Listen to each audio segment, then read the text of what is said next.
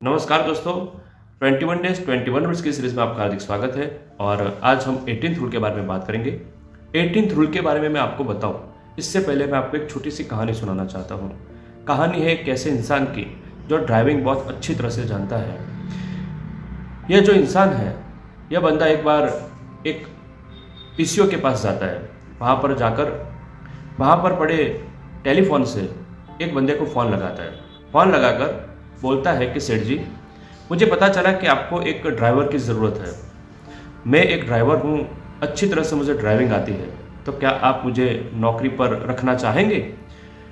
तो सामने से सेठ जी ने बोला, नहीं भैया, मुझे ड्राइवर की ज़रूरत नहीं है, आपको गलत इन्फॉर्मेशन मिली है शायद।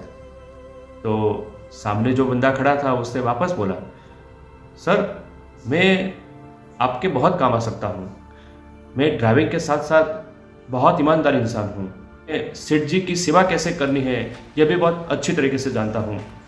क्या आप मुझे अब नौकरी पर रख पाएंगे? तो सेठ जी ने मना कर दिया कि यार मैंने बोला ना, मुझे ड्राइवर की ज़रूरत नहीं है। तो वापस इस बंदे ने बोला सामने से, सर मैं ड्राइविंग के साथ साथ कुछ और काम भी कर लिया करूँगा।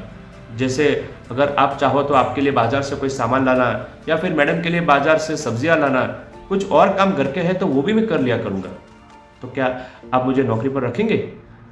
सेठ जी ने मना कर दिया कि नहीं भैया, मैंने पहले भी बोला कि आपको किसी ने गलत इन्फॉर्मेशन दी है। मेरे पास ऑलरेडी ड्राइवर है और मैं उसके काम से खुश हूँ, मुझे ज़रूरत नहीं है आपकी। ठीक है सर, इतना बोलकर वो बंदे ने फ़ोन रख दिया। जब ये पीसीओ से बात कर रहा था तो उस पीसीओ का मालिक वहाँ पर आया और उसने उसे कहा कि हेलो भैया, मुझे लगता है कि मेरा एक दोस्त है, वो बहुत ही रिच है, उसकी कंपनी में उसके लड़के को एक ड्राइवर की ज़रूरत है, तो आप क्या वहाँ पर नौकरी करना चाहेंगे? तो बंदे ने मना कर दिया, नहीं सर थैंक यू, लेकिन मुझे नौकरी की आवश्यकता नहीं। अजीब आदमी हो यार, अभी फ़ोन पे तुम किसी को फ़ोन करके बार बार नौकरी के लिए डिमांड कर रहे थे कि मुझे नौकरी दे दो, नौकरी दे दो। वो नौकरी के लिए मना कर रहा था, फिर भी तुम बार बार उसे समझा रहे थे कि मुझे नौकरी दे दो। अब जब मैं तुम्हें नौकरी दे रहा हूँ, मैं बोल रहा हूँ ना उसको नौकरी की ज़रूरत है, उसको एक बंदा चाहिए जो ड्राइविंग जानता हो, मुझे लगता है तुम्हें वहाँ पर जाना चाहिए, और अब तुम मना कर रहे हो। वो बंदे ने कहा, sir I am sorry, thank you, आपने मुझे नौकरी के लिए इन्फॉर्म किया, लेकिन मुझे नौकरी की ज़रूरत नहीं है। अच्छी आदमी यार, भलाई का जमाना ही नहीं रहा। सर ऐसा नहीं है, एक्चुअली मैं अपने काम को तराश रहा था, मैं चेक कर रहा था कि मेरा काम सही है या गलत, क्योंकि जिसको मैंने फ़ोन किया था ना वही मेरे सेठ जी है और मैं वहाँ पर ही नौकरी करता हूँ एज ए ड्राइवर। तो मैं अपने काम को चेक कर रहा था कि मेरा काम सही है या गलत, कहीं मेरा काम में कोई खोट तो नहीं ना, ये मैं चेक कर रहा था। सेल्फ इवेल्यूशन ये बहुत ही बड़ा विषय है। अक्सर आपने कहानी सुनी होगी रैबिट और टर्टस की, कछुए की और खरगोश की, जिसमें खरगोश हार जाता है और कछुआ जीत जाता है। क्यों?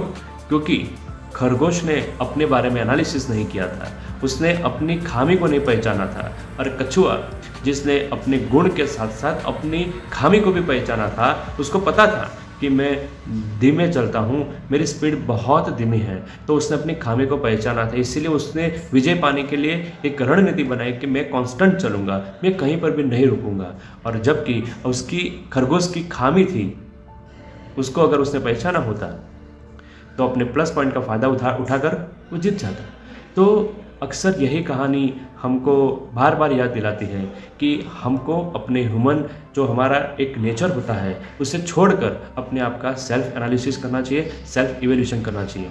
हम सब जानते हैं कि हमारी एक आदत होती है, हम अपने अंदर ज़्यादा झांक नहीं पाते, लेकिन दूसरों के बारे में एनालिसिस ज़्यादा करते हैं। हमको पता होता है कि किसी दूसरे व्यक्ति में क्या क्या खामियां हैं, और हम अपने अंदर कभी खामियां ढूंढ नहीं पाते या फिर जानबूझकर ढूंढना नहीं चाहते।